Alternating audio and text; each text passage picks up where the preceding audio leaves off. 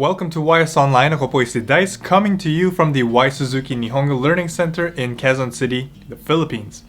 If you're new to this channel, check out our lesson library for your Japanese lessons in Tagalog.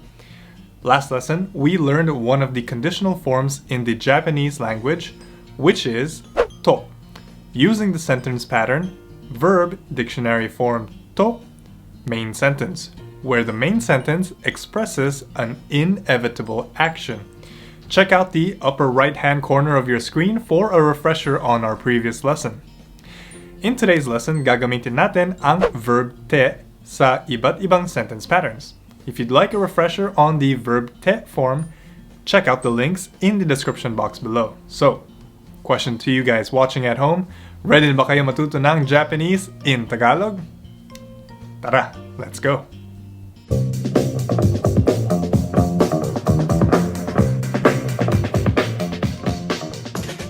Kung matatandaan ninyo, natutunan na natin kung paano magbigay at tumanggap ng isang bagay sa pamamagitan ng verb na agemasu at moraimasu. Ngayong araw naman, pag-aaralan natin kung paano magbigay at tumanggap ng mga serbisyo. In today's video, we're gonna focus on how to give and receive services in Japanese. So, paano nga ba yun? Halimbawa, ipinagluto ako ng kaibigan ko ng hapunan. In English, that's my friend cooks dinner for me. Kung mapapansin natin sa ating example sentence na yung kaibigan ay ang nagbigay ng serbisyo, which is ipinagluto. Oops! Wait lang. Bago tayo magsimula, i-review muna natin ang Lesson 7 from our Minna No Nihongo Textbook. Sobrang makakatulong ito sa ating pag-aaralan ngayon. Tara, tignan muna natin. Let's start with agemasu. Agemasu is to give. Ginagamit natin ito tuwing may ibibigay o nagbigay ang speaker sa ibang tao ng isang bagay o kaya naman ibang tao ay may binigay o nagbigay ng isang bagay sa ibang tao. Sa verb na ito ay gagamit tayo ng pattern na giver wa or ga, receiver ni, object o agemasu. Like in the example, watashi wa tomodachi ni purezento o agemasu. Watashi wa tomodachi ni purezento o agemasu. So in English, that's I give a present to my friend. Or, nagbigay ako ng regalo sa kaibigan ko. Isunod naman natin ang moraimasu. Moraimasu is to receive. Ginagamit natin ito tuwing may matatanggap o natanggap ang speaker ng bagay mula sa ibang tao. Pwede rin na mula sa speaker para sa ibang tao o kaya naman ay may natanggap na bagay ang ibang tao mula rin sa ibang tao. Para sa verb na ito, gagamit tayo ng pattern na receiver wa or ga, giver ni or kara, object o moraimasu. In our example, haha wa chichi ni or kara purezento o moraimasu. Haha wa chichi ni purezento o moraimasu. So, in English naman, that's my mother receives a gift from my father. Or, sa Tagalog naman, binigyan ang nanay ko ng regalo mula sa tatay ko. Lagi natin tandaan na kapag ang verb ay agemasu, ang giver ang topic natin, at kapag naman moraimasu ang ating verb, ang receiver naman ang topic natin. Remember, agemasu equals giver and moraimasu equals receiver. Okay, maliwanag ba? Got it? Got it? Good! Okay, from today, matututunan natin ang isa pang verb na related sa lesson natin ngayon. That's the verb kuremasu, which means to give. Now, the funny thing about kuremasu is hindi katulad sa nauna nating verb na agemasu, ginagamit lang ito kapag ikaw ang binigyan. Sa makatuwid ito ay may meaning na someone gives me something. Pagdating sa verb na ito, ang receiver naman ay ang speaker. So for kuremasu, ganito ang sentence pattern niya. giver wa or ga, receiver ni, object o kuremasu. Our example for this one is 友達は私に花をくれます。友達は私に花をくれます。Sa English naman, my friend gives me a flower. Binigyan ako ng bulaklak ng kaibigan ko. Tandaan ninyo, kapag kuremasu ang ginamit ng ating verb, ang magiging receiver palagi ang speaker. Again, kuremasu focuses on the speaker receiving. Alright? Good. So, ngayong nakapag-review na tayo, I'm pretty sure na handang-handa na tayo para sa lesson natin ngayon. Alright, simulan na natin. Ang sentence pattern na pag-aaralan natin ngayon is verb te age masu. Ito ay ginagamit natin tuwing ang speaker ay magbibigay ng pabor o serbisyo sa ibang tao. O kaya naman, ang ibang tao ay magbibigay ng pabor o serbisyo para sa iba ring tao. So this focuses on the speaker giving favors or services. Verb te moraimasu. Ginagamit naman ito tuwing may matatanggap or natanggap ang speaker na pabor o serbisyo mula sa ibang tao. Pwede rin na mula speaker para sa ibang tao, kaya naman ay may natanggap na pabor o serbisyo ang ibang tao mula sa ibang tao. But all in all, we understand that this sentence focuses on the speaker receiving favors or services. Now, one more sentence. Verb te kuremasu. Ginagamit natin ito tuwing ang speaker ang binigyan ng ibang tao ng pabor o serbisyo. So, this also focuses on the speaker receiving favors or services. So, ngayon naman, para mas matutunan natin kung paano gamitin ang mga ito sa conversation, subukan natin gumawa ng mga pangungusap. Halimbawa, ang sentence natin ay ganito. Mr. Tanaka will cook dinner for his mother. Ang magiging translation niya dito ay Tanaka-san wa okasan ni bangohan o ryori shite agemasu. Tanaka-san wa okasan ni bangohan o ryori shite agemasu. Okay, ngayon, balikan natin ang pattern verb te agemasu. Si Mr. Tanaka ang naging giver, kaya siya ang naging topic. At may particle wa. Kaya naman ay ga. Si Okasang naman, mother, right? Ang receiver natin. So, siya ay may particle ni. Then, makikita natin na ang dinner ang direct object. Kaya particle wo ang nilagay sa kanya. Nagbigay ng serbisyo si Tanaka-san sa nanay niya sa example natin dito. Kaya ito ang sentence pattern na ginamit natin. Okay, so, isa pang example. I helped my grandmother to carry her bag. Tinulungan kong buhatin ang bag na aking lola. So, para sa example na ito, i-analyze lang natin ulit kung anong pattern ba ang gagamitin natin. So, nakita natin na ang giver ay si I, or ako. Ang receiver naman ay si grandmother, si lola, no? Kaya sa pattern na ito ay gagamit ulit tayo ng verb te agemasu. Dahil si speaker naman ang nagbigay ng serbisyo, kaya pasok pa rin siya sa pattern na ito. Okay, so now let's try to translate the whole sentence. Unahin natin ang topic, which is the giver, which is watashi. So, watashi wa. Then the receiver, oba-san ni. That's lola, no? Next is the object, the bag, kaban o.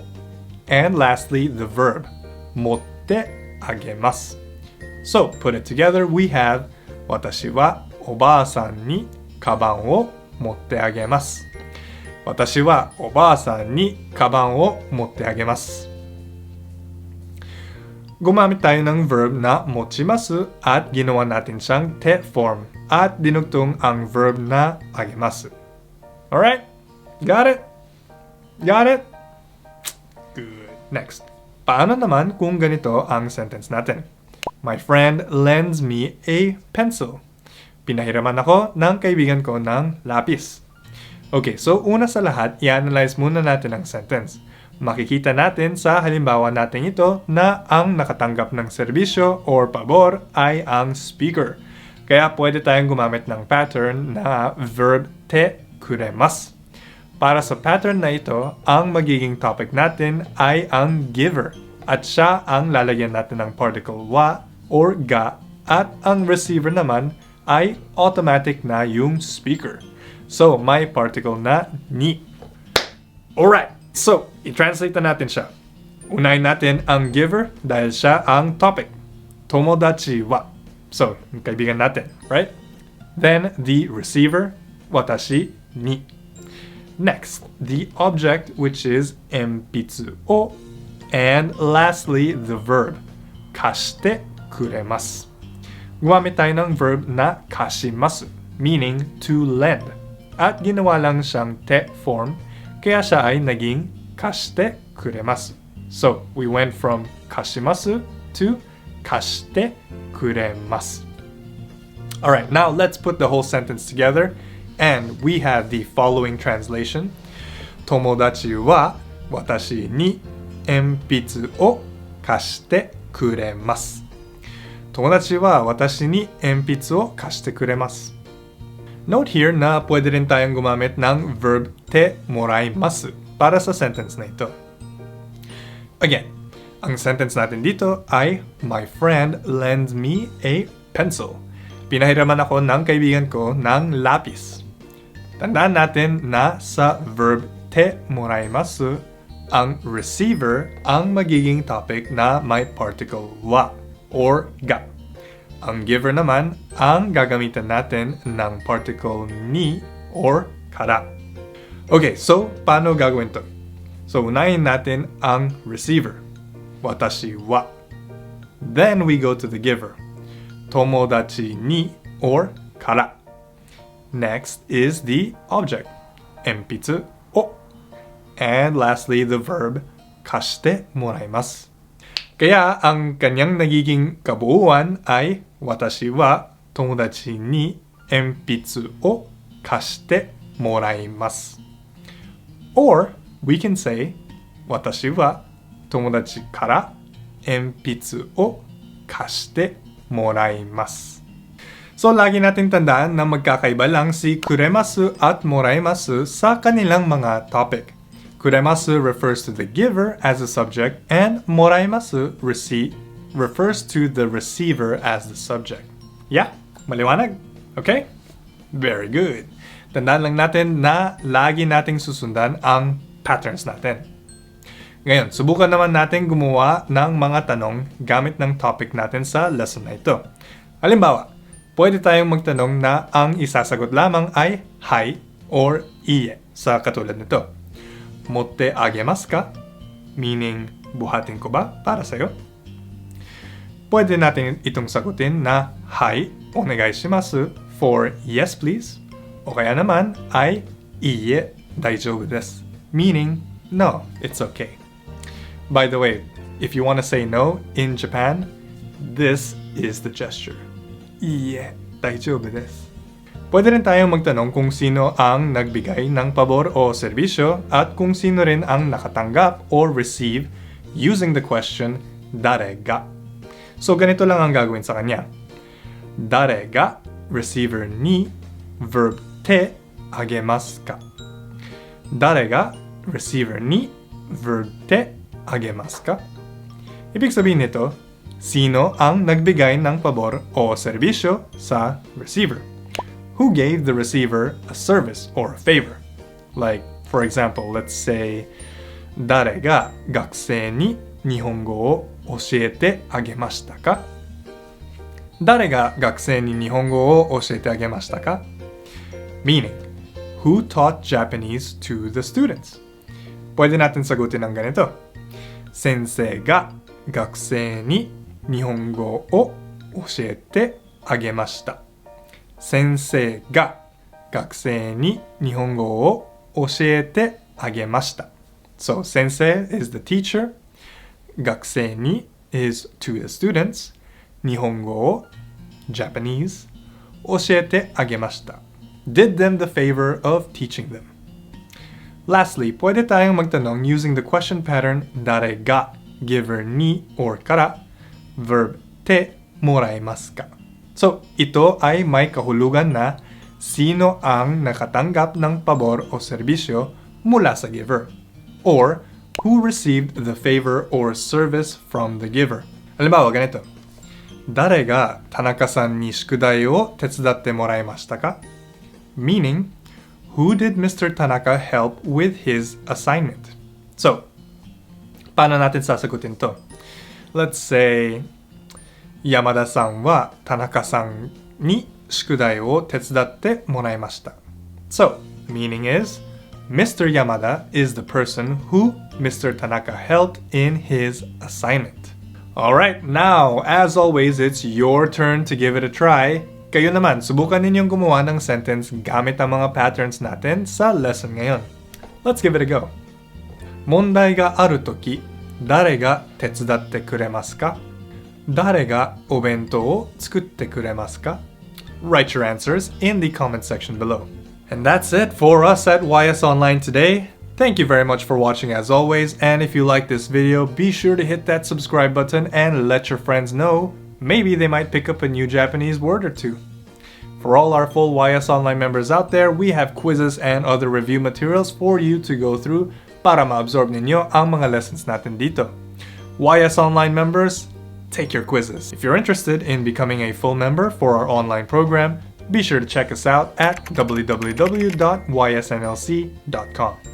Stay tuned to our next video. Gagamitin natin ang pinag-aralan natin ngayon para gumawa ng iba-iba pang mga sentences. For YS Online, my name is Dice. Ja, mata ne.